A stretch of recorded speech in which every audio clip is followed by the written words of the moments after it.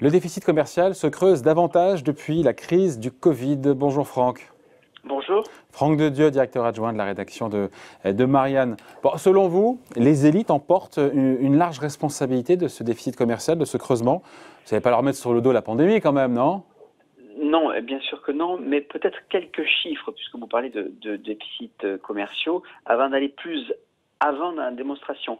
Selon Bercy, qu'il mentionne en annexe de son projet de loi de finances, les exportations françaises en 2020 devraient reculer de 20%. Alors, ce qui va créer évidemment le déficit commercial qui va atteindre le trou, si j'ose dire, de 79 milliards d'euros.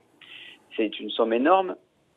Mais vous allez me dire, c'est bien compréhensible de voir les ventes à l'étranger baisser en cette période de commerce international qui est déprimée, qui est quasi à l'arrêt.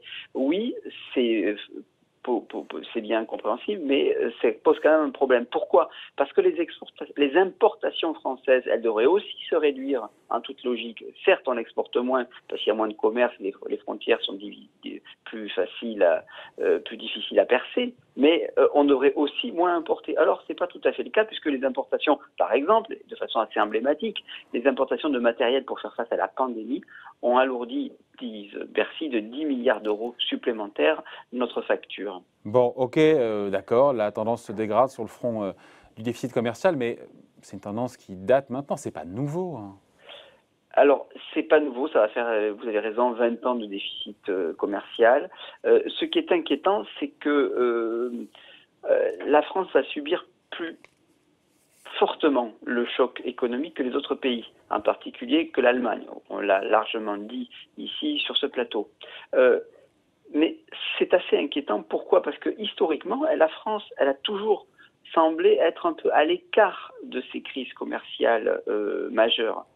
Dans les années 30, on l'appelait même l'îlot de prospérité, parce qu'elle était effectivement, elle a réussi à passer entre les gouttes de la Grande Dépression. Quelques mois, quelques années après, bien sûr, elle a connu un choc très fort, bien entendu, mais elle a été traditionnellement moins ouverte commercialement que les autres pays, et donc elle était presque un petit peu immunisée. En 2008 et 2009, j'ai envie de vous dire, rebelote, David, la chute de Lehman Brothers fait des dégâts en France, mais moins qu'ailleurs, compte tenu toujours pareil de cette moindre exposition aux aléas du commerce international, mais aussi de ces amortisseurs sociaux. Or là, pour la première fois, ce qui est étrange, c'est que c'est différent. Alors pourquoi c'est différent aujourd'hui avec le Covid ? Alors, je crois, et c'est en ce sens que je reviens à cette idée des élites, c'est que cette fois, c'est lié à notre spécialisation et à une certaine zèle néolibérale des élites françaises qui ont conçu dans les années 90 ce modèle.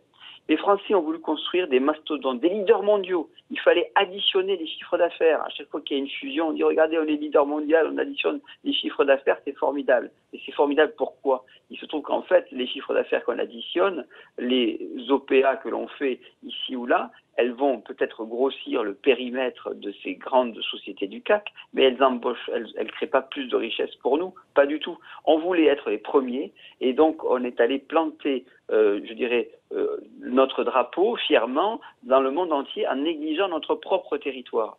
L'exemple de Renault est, à mon sens, assez édifiant.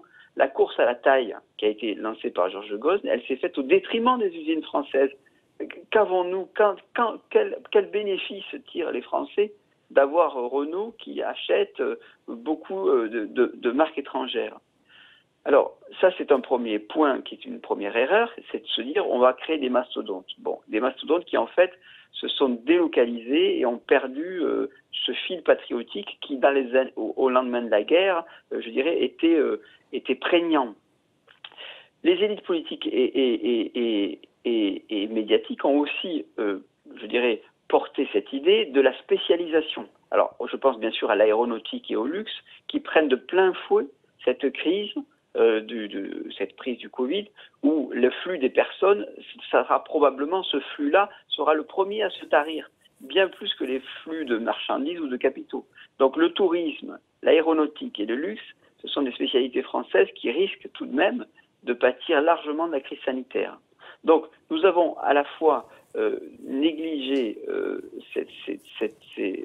mis l'accent sur les mastodontes et négligé la petite industrie familiale, qui entre nous d'ailleurs, toujours d'après les économistes, eux reprennent leurs exportations, à la différence des grands groupes. Et puis nous avons aussi favorisé, comme je l'ai dit, des spécialisations, des mastodontes, et nous avons négligé le moyen de gamme. Il fallait faire du haut de gamme, toujours du haut de gamme. Or, aujourd'hui, on voit bien que il y a des choses, on peut imaginer que ce qui n'est pas forcément high-tech peut sortir des usines françaises. Pourquoi on ne fabriquerait plus du grille-pain? Pourquoi on ne fabriquerait plus des vélos?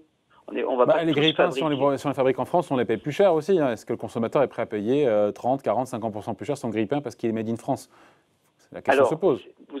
Vous avez raison, sauf que d'abord, il sera de meilleure qualité, et puis d'autre part, je vous parlais de grille-pain, mais il y a une société qui s'appelle Keep It qui commercialise aussi des lave-vaisselle, des lave-linges, pardon, et qui le fait de façon locale en prenant des pièces qui sont pluguées. C'est-à-dire que lorsqu'on a une pièce qui est défaillante, eh bien, il s'agit de le changer soi-même sans changer l'intégralité de l'objet. Même les grille-pains, aujourd'hui, vous ne réparez plus du grille-pain, vous le jetez.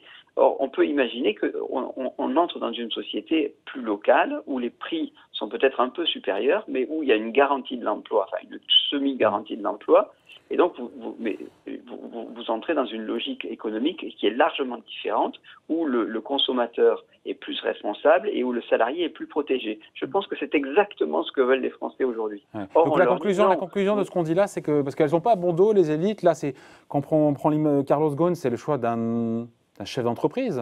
Après, il y a la question des contre-pouvoirs chez Renault, oui, mais vous avez le rapport avec les élites.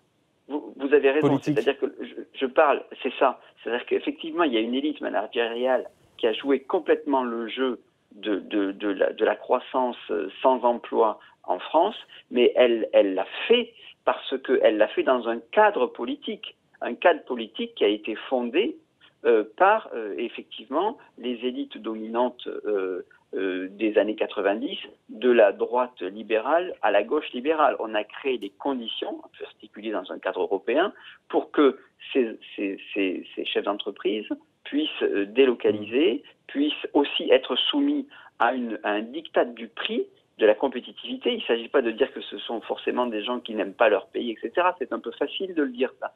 Ils sont dans un cadre où ils sont soumis aux 4 vents de la concurrence et ils doivent avoir des logiques de compétitivité-prix qui sont extrêmement fortes. On a créé ce cadre-là. Donc effectivement, vous avez raison, il y a une sorte de responsabilité en amont, je dirais originelle, des élus, des cadres politiques, de droite comme de gauche, qui dans les années 90 ont cru à cette logique, à ce Yalta économique où on ferait que du haut de gamme et on ferait pas des masques et on ferait pas du gel hydroalcoolique. Mais voilà aujourd'hui ce qui se passe et c'est valable pour les masques.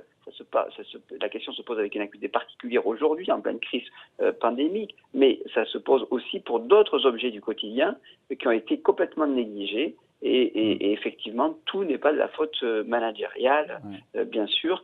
Ils sont dans un cadre qui les pousse à faire du cost killing.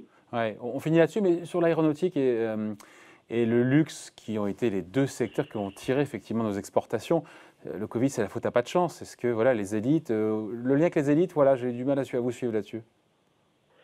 Non, mais sur les cas spécifiques de l'aéronautique et encore une fois du luxe, qui sont nos deux vaches sacrées à l'export. Le luxe a fait l'élite a fait le choix de ces deux secteurs, c'est-à-dire d'une sorte de spécialisation dans le haut de gamme.